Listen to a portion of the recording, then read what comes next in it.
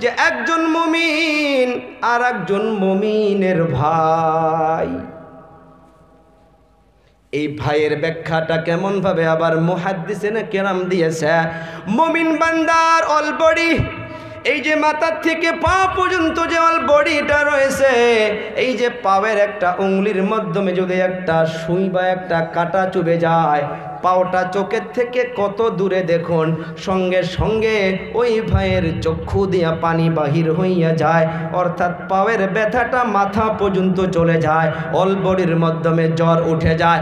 মুমিন বান্দা এমন হইতে হবে, সে যে জায়গায় হোক না কেন, সে যে জায়গার মাধ্যমে হোক না কেন, সে যদি কোনো কষ্টের মাধ্যমে আছে, আল্লাহ তাআলা বলে দিল, ও মুমিন তোমার ভাইয়ের দুঃখের মাধ্যমে তোমাকে শামিল হইতে হবে। যেমন ভাবে তোমার শরীরটা অল বডির মাধ্যমে এক জায়গায় যদি পিন চুবে যায়, এক জায়গায় যদি কাঁটা চুবে যায়, তোমার সঙ্গ শরীরের মাধ্যমে জ্বর উঠে যায়, তেমন ভাবে একজন মুমিন কষ্ট পাইতেছে আর একজন মুমিন চার দোকানে বসে বসে হাসাহাসি করতেছে, এইটা মুমিনের সিফত হইতে পারে না, নিশ্চয় তার ঈমানটা কমজোর হইয়াছে। আল্লাহ তাআলা বলল, ফাসলিহু বাইনা আখাওয়াইকুম, তোমরা একজন আর একজনের মধ্যে সুলা করে দাও, ঝগড়াটাকে মিটাইয়া দাও, আর আল্লাহর জন্য ভয় করতে থাকো, লাআল্লাকুম তুরহামুন, যারা মুমিনকে ভাই বলে ভাববা আর ভাইয়ের দুঃখের মাধ্যমে শামিল হবা, আর একজন আর একজনের মামলাকে ঝগড়াকে মিটাইয়া দেওয়ার জন্য চেষ্টা করবা, চেষ্টা করার পর আল্লাহর জন্য ভয় করতে থাকবা।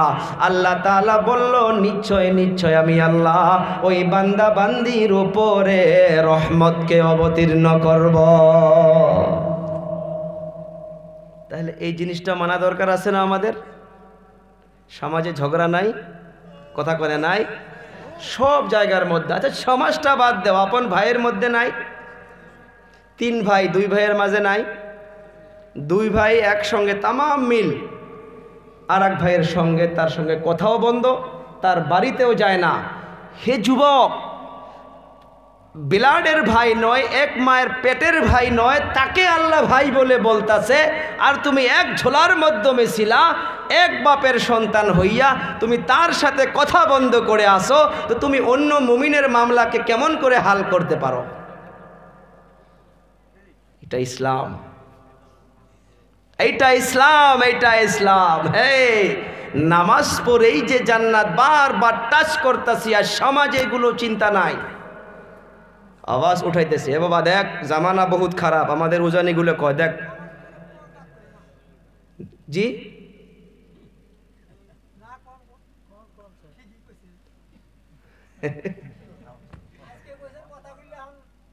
মানার চেষ্টা করবো নাকি ইনশাআল্লাহ, মানার চেষ্টা, এই উদ্দেশ্য তো বলতাছি, নে তো আমার আবার কোন দরকার? এই যে আপনারা কালেকশনও দিছেন, এত সময় নেওয়া, আল্লাহ গাওয়া, এই নিয়তে বলতাছি যেন আল্লাহ আমাকেও, এই যে মাহফিলে বসে আছেন বাবারা, ময় মুরব্বীদের দোয়ায় যদি 2টা যুবকও যদি এটা আমলে আসে, ওই 2 জনের জরিয়া করে আল্লাহ পুরা মাহফিলকে মাগফিরাত করে দেবে ইনশাআল্লাহ। আমলে আসা দরকার। তো বাবারা, আজকের তারিখে যেটা আমি টাচ করলাম, কি জানি বলতে চাচ্ছিলাম, আপনার আওয়াজে সেটা জেহেন থেকে বাহির হয়ে গেল। যাক, হ্যাঁ, কি তাও যেন কভার চাইছিলাম, মনে নেই আমার। মনে আসছে। আমাদের ভাষায় বলে যে দেখ, কাই কি করে করুক, কোনো কিছু কবার দরকার নাই, নিজের জীবন নিজে বাঁচে রাখো রে বাবা। না, কোরআন তো সেটা বলতেছে না, কোরআন সেটা বলতেছে না যে ভাই পড়োশিতে ঝগড়া লাগছে, অমুক গ্রামে ঝগড়া লাগছে, পারলে যাও আওয়াজ দাও যে আমি গ্রামের মুরব্বী হয়ে আছি, আমি চেষ্টা করব। দিলটা আল্লাহর দিকে রুজু করে দেন আর সঠিকভাবে মিলানো নিয়তে থাকেন, দেখেন আল্লাহ আপনার উপরে রহম করেন না নাই। কোরআনের তো ওয়াদা যে আপনি চেষ্টা করেন এবং নিজেও আল্লাহর জন্য ভয় করতে থাকেন, লাআল্লাকুম তুরহামুন, আপনার উপরে আল্লাহ রহম করবে। আর রহম করবে মানে আপনার জরিয়া করে আল্লাহ 2 জনের মাঝে দুশ্মনীকে দূর করে দিয়ে মহাব্বত করে দিবে। চেষ্টা। তো যেটা হোক, এরপরে আর একটা বিষয় আছে, শুনবেন আরো? কারা কারা শুনবো না দেখি হাত তুলি।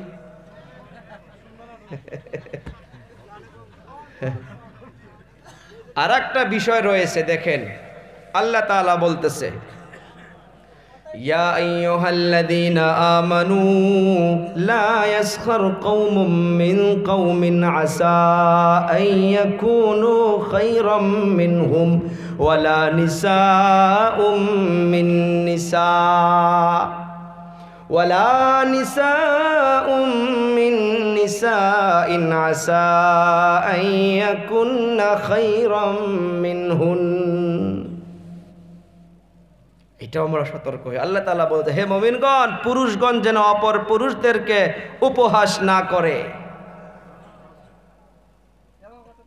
ইয়া আইয়ুহাল্লাযীনা আমানু লা ইয়াসখার কওমুম মিন কওমিন আসা আন ইয়াকুনু খায়রাম মিনহুম। আজ আছে না নাই একজনকে হয়তো কি বলে মনে করা, খারাপ বলে মনে করা, বা তাকে নিম্ন শ্রেণীর বলে মনে করা, বা তাকে হয়তো এখানে যেটা বললাম উপহাস করা, আছে না নাই আমাদের মাঝে? আছে। মা বোনগুলো মা বোনদের মাঝে আছে, আছে না? সাহাবা কেরাম রাদিয়াল্লাহু তাআলা আনহুর মাঝে ইবনে আব্বাস রাদিয়াল্লাহু তাআলা আনহু, ওনার পাগুলো অল্প চিকন চিকন ছিল, পাগুলো চিকন চিকন ছিল। খেজুর গাছের উপরে খেজুর পাড়ার জন্য উঠে দেওয়া হয়েছে। অন্যান্য সাহাবা কিরামগুলো ওনার পাওটা দেখে হাসাহাসি করছে, পাওটা দেখে হাসাহাসি করছে। আল্লাহর নবী সাল্লাল্লাহু আলাইহি সাল্লাতু ওয়াস সালাম গুসা হইয়া গেল আর বলতেছে যে, খবরদার, তোমরা অপরের পা দেখে, অপরের নাক দেখে, কারো নাক বোসা, কারো কান বোসা, কারো নাকটা বেঁকা, কারো চোখটা বেঁকা, খবরদার এগুলো কারো কিছু দেখে যেন কেউ হাসাহাসি না করো। তোমরা ইবনে আব্বাসের পাও যে দেখে হাসাহাসি করতাছ, ইবনে আব্বাসের পাওটা যদি কিয়ামতের দিবসে মিজানের পাল্লায় তুলে দেওয়া হয়, উহুদ পাহাড়ের থেকে বেশি ওজন হইয়া যাবে।